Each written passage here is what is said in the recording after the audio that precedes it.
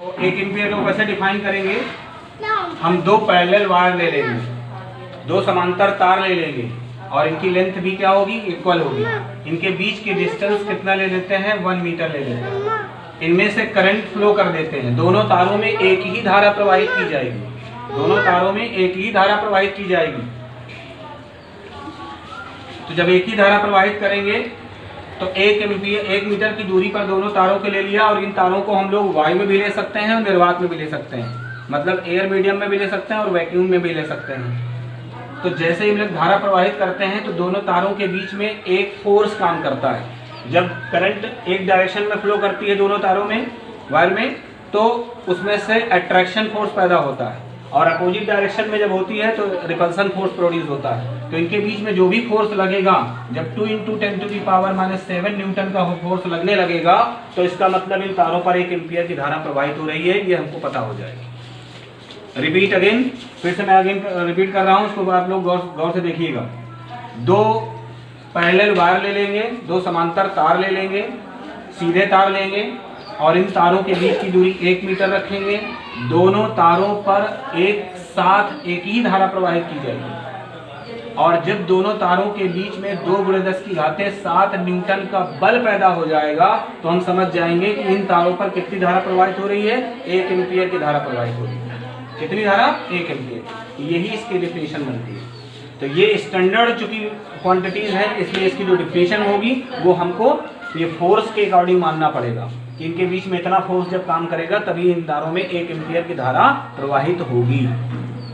इसके बाद हमारा नेक्स्ट टॉपिक आता है फंडामेंटल चार्ज। इसके बाद हमारा आता है टॉपिक मूल आवेश। मूल आवेश, इसको बोलते हैं फंडामेंटल चार्ज।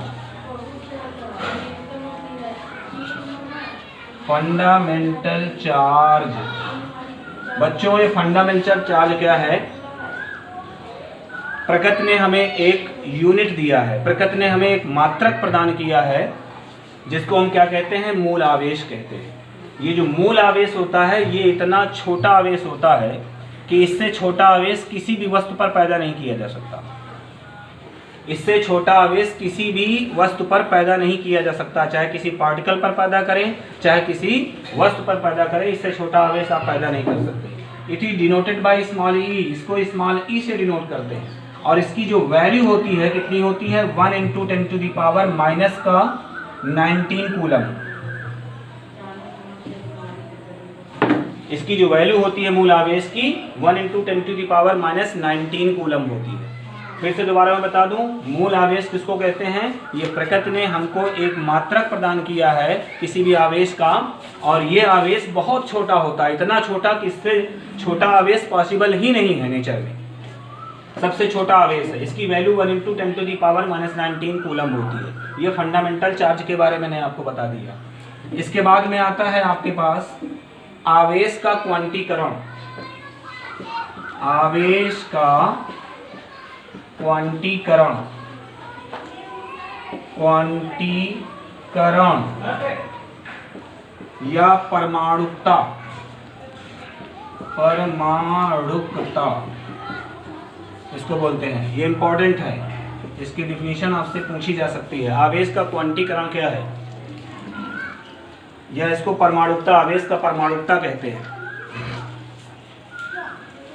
तो इसकी डिफिनीशन हमको देनी है। आवेश का क्वांटीकरण क्या है? किसी भी आवेश को हम अनिश्चित रूप से विभाजित नहीं कर सकते। सबसे पहले इसकी डिफिनीशन क्या देंगे? आवेश का क्वांटीकरण अगर तुमसे कोई पूछ ले, आवेश के क्वांटीकरण को कैसे डिफाइन करेंगे, तो आवेश के क्वांटीकरण को हम क्या कह सकते हैं? किसी भी आवेश को हम अनिश्चित रूप से विभाजित नहीं कर सकते। अब मेरी बात सुनिए, कैसे विभाजित नहीं कर सकते? अगर कोई वस्तु है या कोई पार्टिकल है, इस पर अगर आवेश की मात्रा आप रिप्रेजेंट कर सकते हैं, दिखा सकते हैं, तो हमेशा ई के पूर्ण गुणज रूप में, ई के पूर्ण गुणज रूप में इसको दिखा सकते हैं। मतलब इसको इंटीजर ऑफ कोफिशिएंट कह सकते हैं। मतलब ई का integer of coefficient, integer of coefficient E का, किसी भी वस्तु पर ई का पूर्ण गुणज ही आवेश पैदा कर सकते हैं, उसका भिन्नात्मक मान संभव नहीं है। मतलब कहने का जैसे इस बॉडी में आवेश पैदा करना है तो कितना हो सकता है, E हो सकता है या 2E हो सकता है या 3E हो सकता है।